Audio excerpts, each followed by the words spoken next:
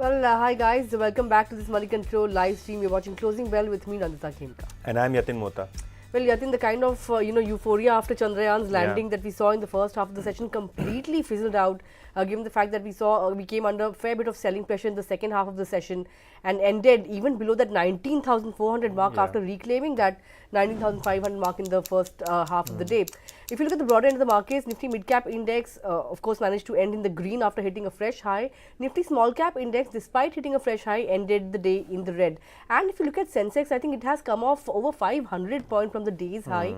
And the Nifty Bank Index also, I think, over 400 points down from the day's high. So, banking index, of course, giving up most of the gains. You had most of the other indices in the red, including the PSU banking index. FMCG, IT and realty managed to hold out. And if you look at some of the gainers on the indices, in fact on the Nifty, you had the likes of BPCL, IndusInd Bank, Asian Paints and Infosys. Gainers, of course, were few and far between. But on the losing front, you had Reliance Industries, ONGC, JSW Steel, L&T and Hindalco.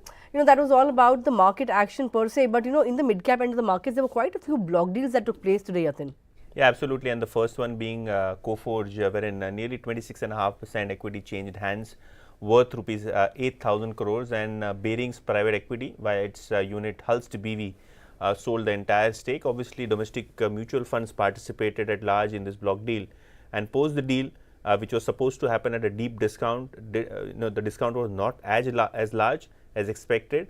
In fact, the stock rallied intraday by nearly 15%. So, strong gains coming in Coforge after the block deal that we saw in trade today.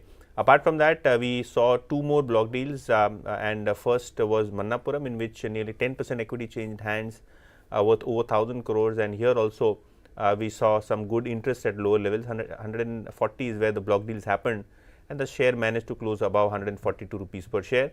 And also we had Max Financial, Nandita, wherein promoter Analjeet Singh is said to have sold its shares, and this happened in the block window post, with the stock rallied nearly 4.5% or thereabouts. So, a deal day, clearly 10-12,000 crores worth of shares sold in the block medium. Yeah, that in a single day, right?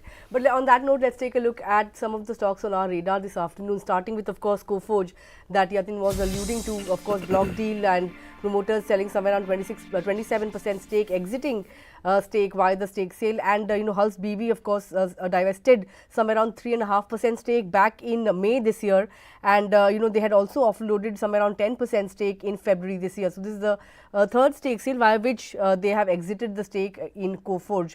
Bearing PE was on CNBC TV 18 today, and they have said that they're pretty much upbeat. They say that revenue and profits have doubled in the last 4 years for Coforge ever since they bought a stake in the counter, and they were also mentioning how the demand was extremely robust for the block deal, given the fact that over 50 investors had participated, and there was demand for 3 times the shares on offer. Look at what Jefferies has done. They have also upgraded the stock to a buy from hold. In fact, target price has been raised to 6,250 rupees from 4,150 rupees, and they believe that promoter stake sale removes a key overhang from the stock, and the long-term growth outlook remains extremely robust, and they expect 15% CC revenue growth, the CAGR, 22% EPS CAGR for the company over FY24 to FY26, and they expect the PE multiples to re-rate going forward from current levels.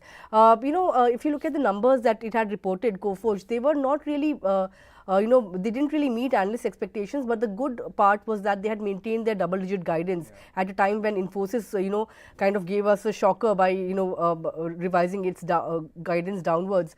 So that was one thing. But if you look at the stock, of course, that has also rallied somewhere around 45% in the last 1 year. Jefferies says that at 28 times 1 year forward PE, the valuations are actually at a premium to its 5-year average, 15% premium to its 5-year average. Compared to its peers, it's a little expensive, 44x trailing PE. But given the fact that a key overhang has been removed by the promoter stake sale, and the outlook so bullish on the stock coming in from Jefferies, looks like there's some good times ahead for this stock. Absolutely, and the stock has given a big move in trade today already. But Nandita, another stock which was on the brokerage focus list was Paytm, and now If you look at brokerages like Bernstein, they have also initiated a coverage on Paytm with a target of 1100 rupees per share. Obviously, the stock has moved in the last few trading session today, cooled off a bit, but Bernstein with a target of 1100 believes that Paytm is at the forefront and has a first mover advantage when it comes to the digital payment systems. In fact, the kind of digital lending that it has started and the kind of loan book growth that we have seen for Paytm has been quite strong. In fact, Bernstein says that this puts Paytm on the right side of the disruption. Expect the Paytm loan book growth to be quite aggressive, and they see a market share of Paytm in the entire loan disbursed arena by 4%, and this should happen by FY26. Also, if you look at the payment segment margins, they are also expected to improve. Overall, Bernstein believes that Paytm should break even by FY25 and generate an EPS of nearly 130 rupees by FY30. So, on the basis of strong digital lending and payment business margins, Bernstein seems to have been quite bullish on the stock of Paytm. However, this is the target is much below than the IPO price of Paytm, which was close to 2,100 rupees per share. Right, but over the last 1 month itself, the stock has rallied somewhere around 15%, and experts are turning more and more bullish towards the new age companies now. But of course, I think we've come to the end of this edition of Closing Bell. But of course, we'll have to see how the markets open tomorrow. A lot of experts I speak to tell me that it's a sell on rise market, so we'll have to see whether or not some kind of buying comes in at lower levels or not tomorrow.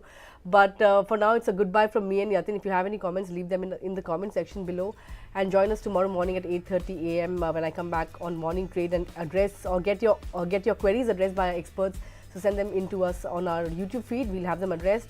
For now, it's a goodbye. Thanks a lot for watching. Stay tuned to Money Control for all your other news and updates.